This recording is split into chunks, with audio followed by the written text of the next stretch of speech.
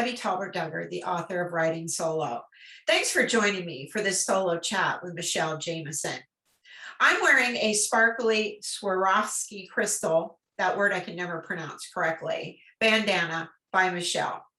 I met Michelle at the Midwest Women Writers Get Your Groove On event last May up in Woodstock, Illinois. And by the way, that is the best organized, most fun women's event I have ever attended. I really encourage you to put it on your ride calendar. I'll be there again this May 6th and 7th, 2022 in Woodstock, Illinois, to join the ladies again for an awesome weekend. Anyway, I walked by Michelle's booth and it's just sparkles everywhere. And the most sparkling part about Michelle's booth is Michelle herself. I wanted to talk to her about her success in terms of marketing to the motorcycle industry.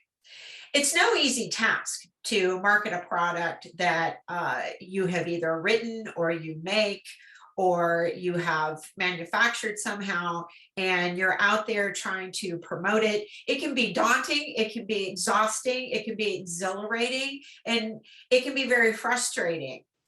So in the few minutes that I chatted with Michelle, she just exudes energy, and I convinced her to chat with me about her success in terms of marketing Bandanas by Michelle. She has an interesting story. If you're considering or trying to market to the motorcycle industry, you need to lean in and listen to Michelle and I on this solo chat. Okay, Michelle, how you doing? I'm doing good. How are you doing? I'm good. I'm glad we finally got together. I know you're about to take off and be real busy here for rally season. But I wanted my viewers to, first of all, meet you if they haven't. And you've got some of your bandanas displayed there. And I'm wearing my bandana that I bought from Michelle. And you have made a huge impact selling these bedazzled bandanas. And when I met you at Ellie's function there in Woodstock, the Get Your Groove On Midwest Women Writers, I was just so wowed by your display. And the other thing I was just taken aback by was your mom and dad. Yeah, everybody loves them. They're so shy. No, that's the last thing. They are shy. So yeah, that's where I got that shyness from. I can tell. I just wanted you to share with, well, me, because again, I'm marketing to the motorcycle community, and sometimes marketing your own product is not an easy gig. Right. So what's your secret? Well, actually, how I started was 12 years ago. I actually managed apartment communities, and I had a dream and goal, and I was sick and tired of doing that and working for somebody else. And I said, what do I want to do with my life? At age, I'm 54 right now, and age 42, I got my motorcycle license. Yeah. And my parents were like, what the heck is our daughter doing? She's going through some midlife crisis, you know? And so I got my license, and I thought, I want to make something pretty for my head. And I started making these bandanas, and they weren't at all like the bandanas that you see now with the Swarovski crystals. They had these big plastic pieces on them, and I'd hot glue them, and I'd have blisters, and I'd come home after work and do that. And so I had 3 pictures on my wall. One was a picture of a motorcycle on a twisty road. One was a picture of a cabin, a tree house in the woods, and one was of Tiger Woods. And I said, what do I want to do with my life? Tiger Woods, wait a minute. Tiger Woods. Okay, all right, I can't wait. You're going to explain this. You can't wait. Yeah, so the picture of of Tiger Woods was Tiger Woods gets paid millions of dollars to do what he likes to do for fun. Just play golf. He gets paid millions of dollars. What do I like to do for fun? I like to ride my motorcycle, and I like to do crafty things. And so I thought, if I could start a business where I could live on my motorcycle to then get my dream of opening my own treehouse bed and breakfast for motorcycles, that's what I wanted to do. Wow. And so I quit my full-time, full benefit, full salary job. Mom and dad cried and thought, what's our daughter doing now? And I was going to be gone for 8 months. I took off on my motorcycle and thought, well, I'm going to go across the country for 8 months and try to start this business. I ended up being on the road for 5 years by myself on my motorcycle, pulling a motorcycle camper behind my bike with all of my inventory and my 10 by 10 store in my trailer. And I would go from rally to rally, sleep inside the vendor tent, and start my business and just talk to people. I go to gas stations and I'd be wearing a bandana and people like, where'd you get that? And I'd be selling them out of the trunk of my, of my bike. And you had to do, I mean, I did whatever you had to do to get started. It's funny how people see me now and they're going, geez, I should be selling bandanas. They didn't see me sleeping on the parking lots in a rally. They didn't see me riding in rain. In 2015, my followers nicknamed me Stormy because I rode in rain over 250 days that year. Yeah. Was in 2 tornadoes, lost both my tents and sturgis, but that's what I did to start my business. And now, 12 years later, I'm in almost 150 Harley dealerships and Indian stores. Miranda Lambert wears my bandanas. Oh, that's cool. I've had some that were on The Voice, on Stephanie Rice on The Voice. Danny Trejo from Machete wears my bandanas. But I mean, it was hard work. And I believe I had a product that I loved, and I can't sell anything that I don't believe in. Right. And I liked it. And I've worked hard at building my name, reputation, and quality of my product. And now that I did the hard work, now it sells itself. Now I've got dealerships calling me going, hey, we saw some of your customers and they gave us your card and we'd love to carry your product. I think they like it because it's a woman-owned business.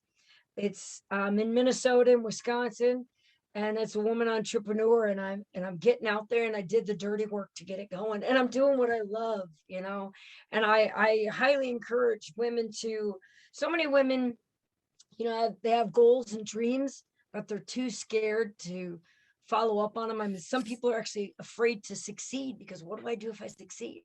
And that was kind of I think that's part of it. I think too, I don't know. I when I decided to write this book, I got all the way through the manuscript. I had a finished story, and I was afraid to send it to a publisher. And you're right about that. You start to second guess yourself that, first of all, who's going to read it? I might not have a story people want to read. But then, for me, it was my 2 daughters who I'll never forget my oldest daughter calling me one day. And she goes, Mom, what are you doing? I said, well, I'm sitting here writing.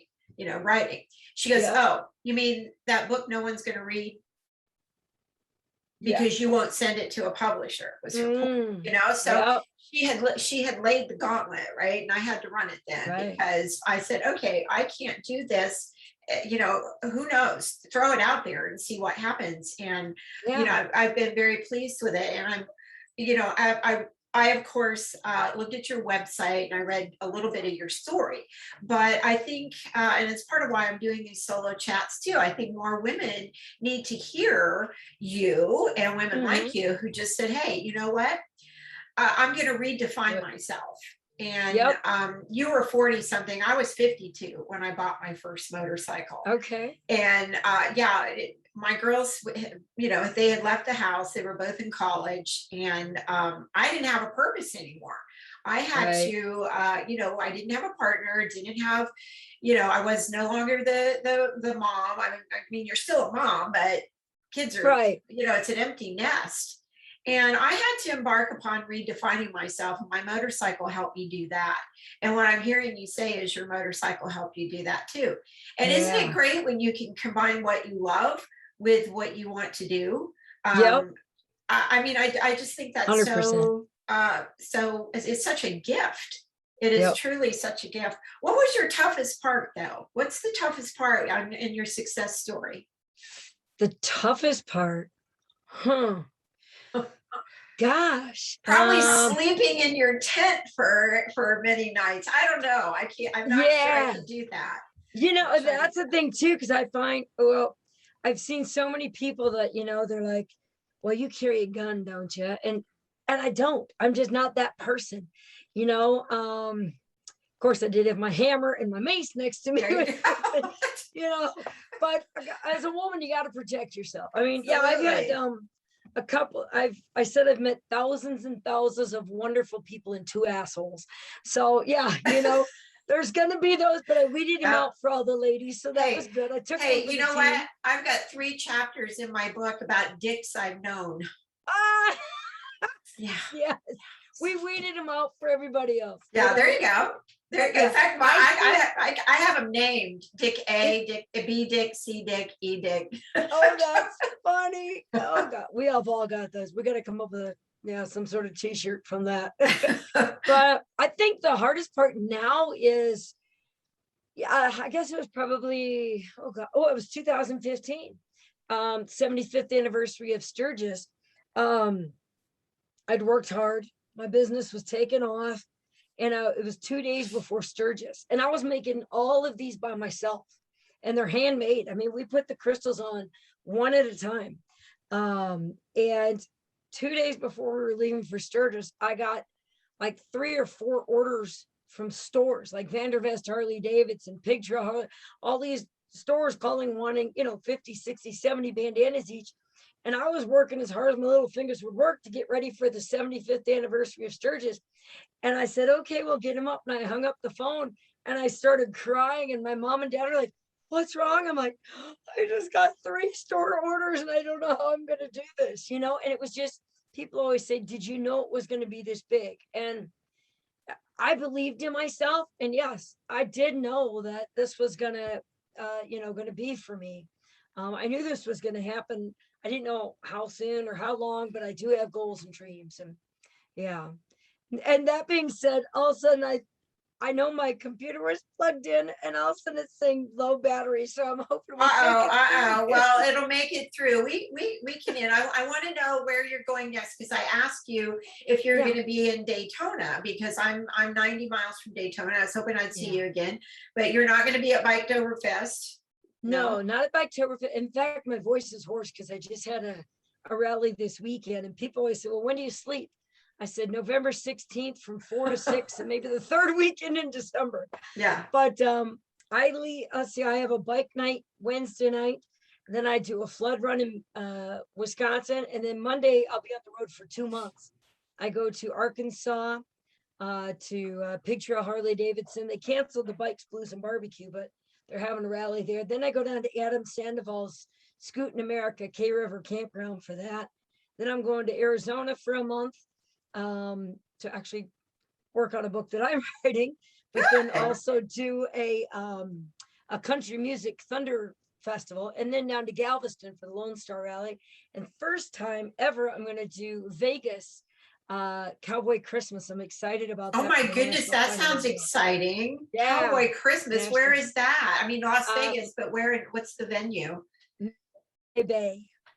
And mom and dad will be with me for the next 2 months. So they'll be at all the rallies. People come and get a kick out of seeing mom and dad. I know your dad was filling me in on everything. I I heard the Yeah. whole story of why they're I'm with sure you you, did. and I thought, how great is that? You know, both my parents have passed, so it's such a gift to not only have your parents still in your life, but them so entrenched in what you're doing and so supportive of what you're doing. So You know, and that's what's funny is when I first started, they cried when I told them I was quitting my full-time, full yeah, benefit, full yeah, salary job to go sell bandanas. And now they're like, oh yeah, that's our daughter, and now right. I can see how proud they are and how hard I've worked. And, and they've been there to be able to travel with me has been great for them. It's great for me. And we just have a ball. There's a lot of people who go, I could not work with my parents all the time, but we just have a Well, really good time. yeah, and I get the impression your parents are, the apple didn't fall too far from the tree there. It sounds Right. like they're just Yeah. fun loving, and they have certainly embraced a new phase of their life to help you out with what you're doing. And what fun is it to travel around from, rally to rally? I Yeah. just, I'm anxious to go, but I haven't quit my day job. I still teach. Yeah. So I'm Good for kind of you. stuck until November. I take off in November for a week, but Nice. once I've retired, I'll be doing a little more of that. But Good for you. I wish you the best of luck in the upcoming rally season. I do appreciate you chatting with me. So I'm going to end our recording, but I want you to stay around for a little, as long as your battery will last. Okay. Okay. Okay.